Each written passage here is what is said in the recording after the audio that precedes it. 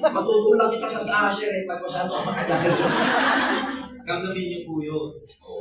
Ilan yung magiging prime partners natin? We will be awarding more than 20, close to 30 prime partners. We will be awarding at least 2 or 3 lead partners. At may nag-iisang senior partner this coming June 30. Oh.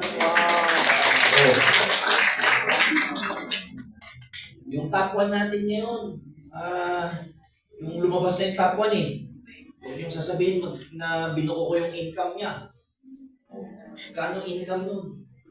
Ha? Close to 600,000. Tapang 1 year, almost na lang. Single account. Single account. One account. Kapag na ba palang boy? Yan siya ibig sabihin? Yes. So, pag-irapan mo, etc. And you will be facing a lot of setback. Yung setback parang habang maano ka, naglalakad ka, minsan may setback eh. Pag sabing setback, may magpapahinto sa'yo. Tawag dun setback. Merong obstacle, tawag dun setback.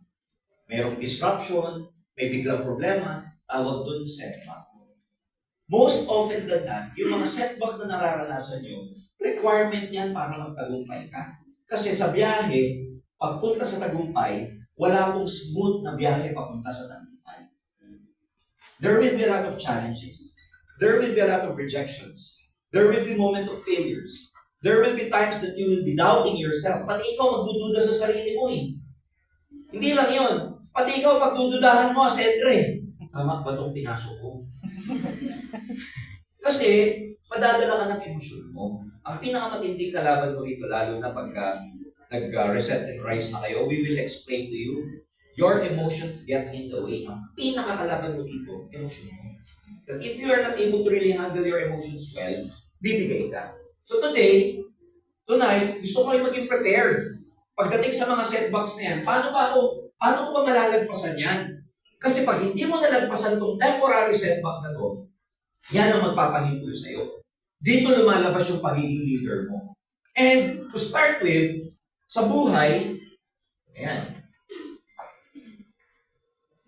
Sinabutahin na naman ako dito ni Marvin. Ano Marvin, ganda-ganda ng buho ko, sinira mo yung ano. Ayan, oh. Basic, there are 3 levels of living. Number 1, may mga nabubuhay ng almost, most, at saka utmost. Ang gandang ipaliwanag nito because most people, karamihan ng tao, nasa ang level sila, nasa almost. Paano mo nalaman pag nasa almost ka? Ito yung lagi mong sinasabi.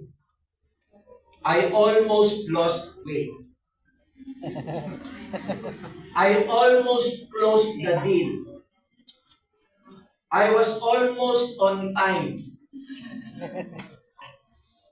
I almost passed it. Gets nyo ako? Yes. Pag lagi kang nasa almost, ano yan? Muntik na, lagi kang nasa muntik. Muntik ko nang ma-close eh. Ang tanong, na-close mo hindi? Yes. Hindi, muntik lang. Muntik na akong pumasa eh. Muntik na akong sagutin eh. Muntik lang. Muntik na akong mag-join, puro muntik. Alam niyo kung lagi kayong nasa muntik, malilintikan ka talaga. Are you with me? Yes. Most of us, we live in that almost life. Alam mo nasa almost kapag lagi mo sinasabi, I almost made it. Muntik ko na ma-close. Muntik na akong mag-diet. Muntik na akong pumasa. Muntik na akong, mag-executive. Unfortunately, muntik ko na mapapay-in. I almost made it. Almost ka ng almost. But at the end of the day, yung almost, hindi mo pa rin nakukuha. And how do we move from being almost? Mga kaibigan, ganito yan. Kailangan ikaw mismo gustuhin mong makaalis dun sa almost stage. Alam niyo, nung una po ako nag-networking, years ago, tandaan niyo nung bata tayo. Nung bata ako, nung hindi ko pa alam ang limitation, alam niyo ba ang gusto kong maging nung bata ako? I don't know with you guys. Gusto ko pong maging astronaut. Hindi ako nagbibiro kasi di ba nung araw, di ba ang ganda ng suit ng astronaut? Tapos nasa moon siya and everything. Naglalaro ako na astronaut ako, magawa ko ng box sa likod ko.